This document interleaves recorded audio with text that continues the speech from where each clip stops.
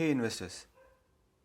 So Warren Buffett once told that if a company has a great management team, you can sleep comfortably at night knowing that the talented people are doing all the hard work for your investment.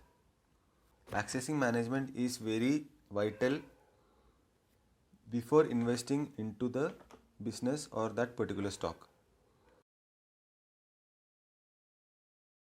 As we value investors consider that once we buy stocks of a company, we are part owners of that company run by company's management for us.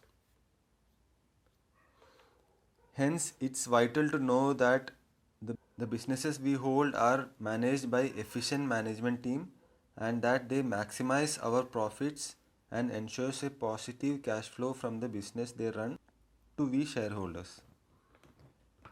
Accessing the management is important as they are the one who runs the business and are the ones who take vital decisions that will impact the profitability of the company and how much cash business generates over the long term. They are the ones who decides about the organic and inorganic growth strategies of that company, launch of new product lines, mergers and acquisitions, how and where to market the product, buyback of stocks to increase shareholders' value, decision on dividend payments. All these are decided by the top management of the company, which really decides shareholders' long term wealth creation.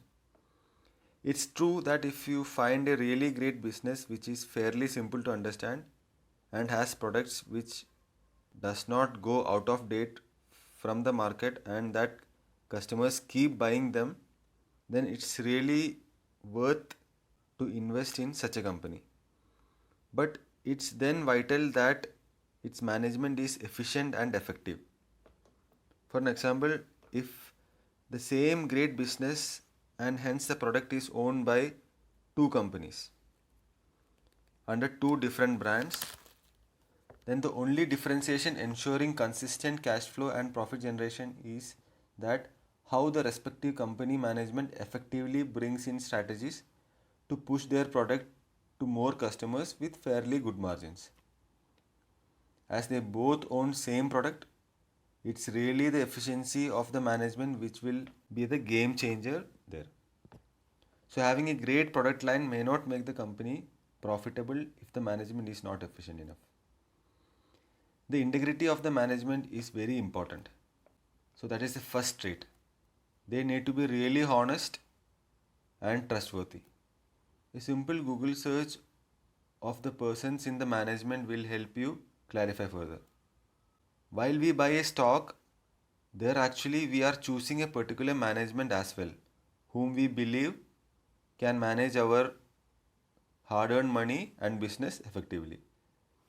So, honesty is important, wherein they share us any real issues transparently without hiding them so that we can decide if they will eat up our investments or will be a wealth destructor. Instead, we expect them to share a solution for the particular issue and how they will manage it so that we are clear on our investment decision rather than hiding issues leading to our wealth destruction over the period. If we are convinced of the solution the management is suggesting us, we can continue with our management in the stock or that business with a positive futuristic outlook and is confident on the uninterrupted free cash flow from the business.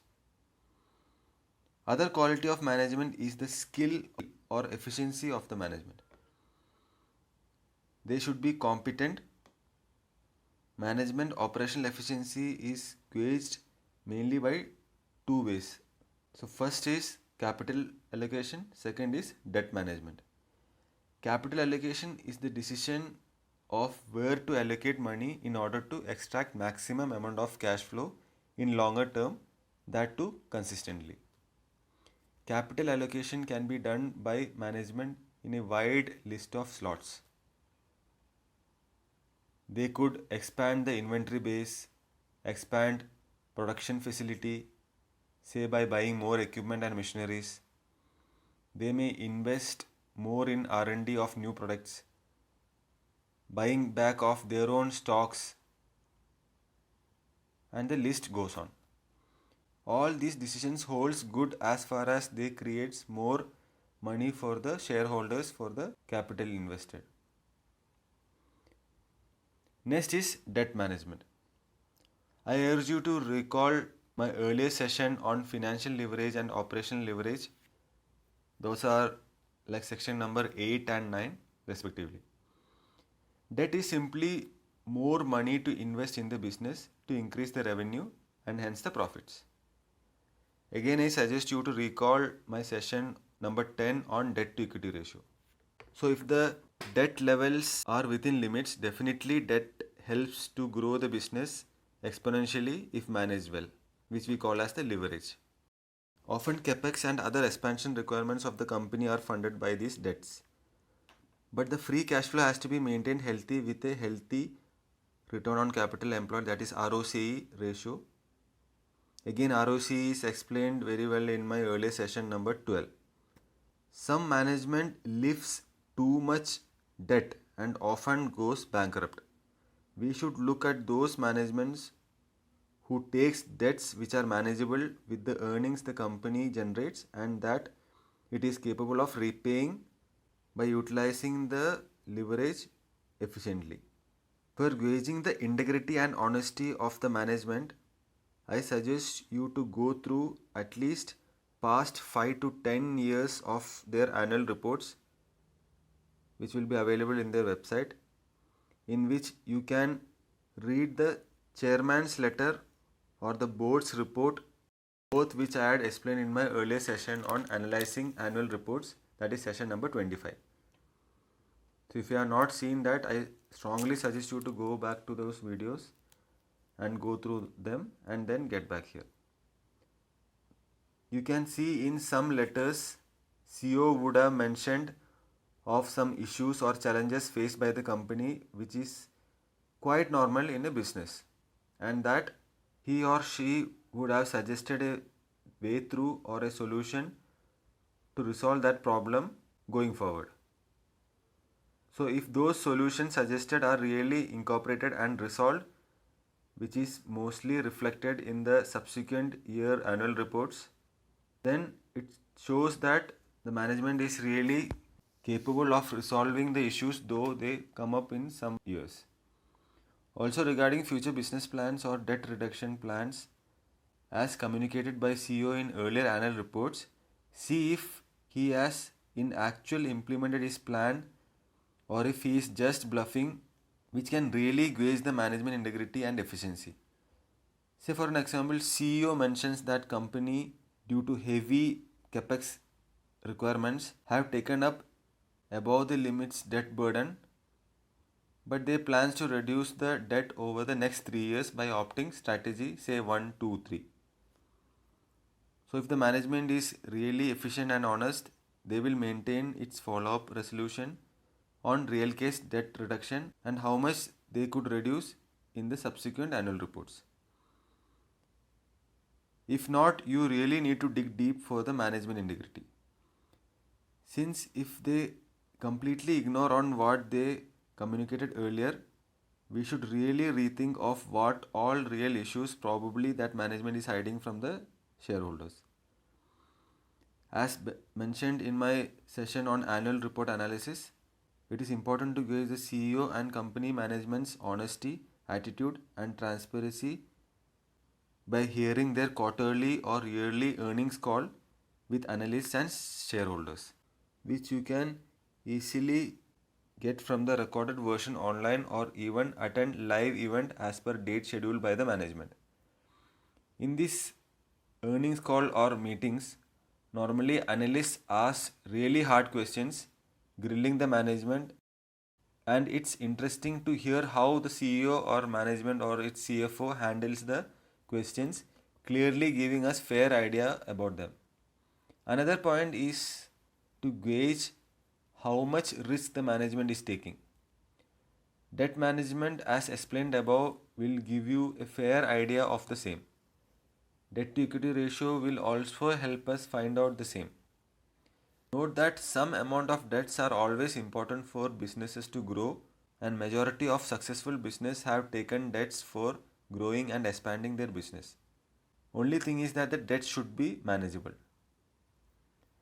Another factor to consider is the compensation of the management or the CEO, and it needs to be really digged into, and the details of those compensation or remuneration you will get from the annual report.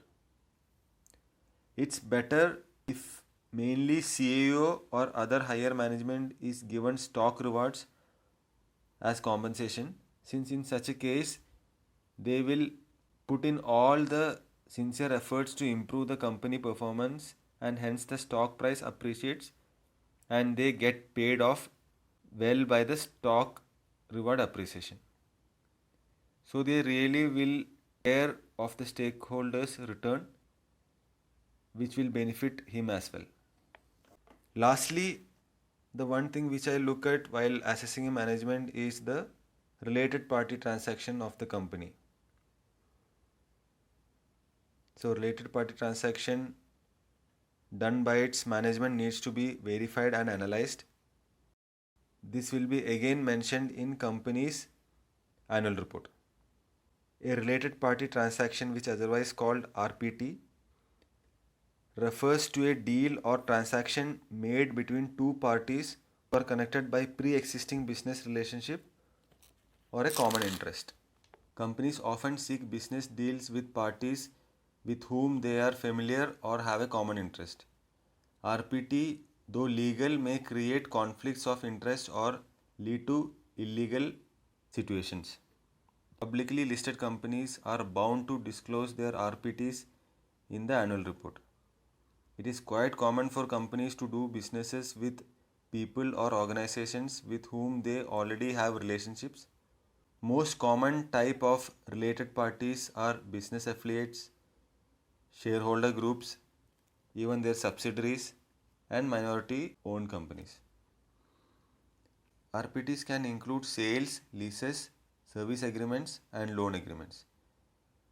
Those related party transactions which are not in viewpoint of the shareholder benefits but for personal benefits are considered as a red flag, and we really need to analyze the deal to gauge the management discretion behind the deal. Overall, a good management is those with proven track record, integrity, good capital allocation, and debt management skills, with complete honesty and competence, with the only goal of shareholder wealth creation through consistent progress in the business of the company. Happy investing.